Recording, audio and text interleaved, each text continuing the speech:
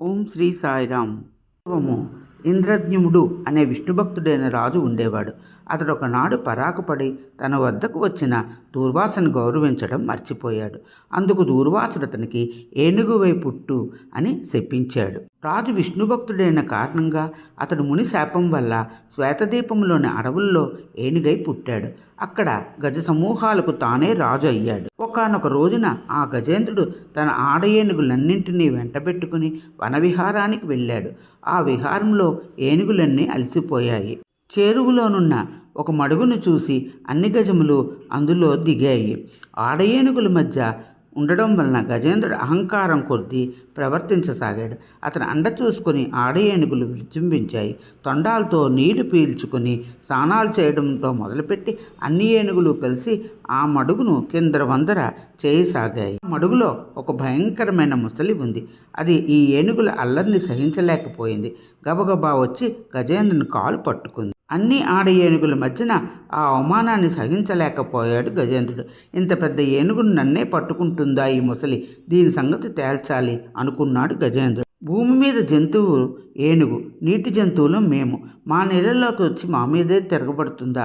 ఈ ఏనుగుకు బుద్ధి చెప్పాలి అనుకుంది ముసలి. అది కూడా ఏనుగును ఎదిరించింది. నీళ్ళల్లో ఉండడం చేత స్థానబలం వల్ల మొసలి చెక్కు చెదరకుండా యుద్ధం చేస్తూనే ఉంది.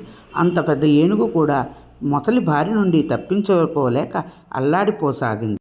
అనుకున్నదంతా అయ్యింది. అతడి సర్వశక్తులు నశించిపోసాగాయి. చచ్చిపోతోంది. ఊపిరి పీల్చుకోవడం కూడా కష్టంగా ఉంది.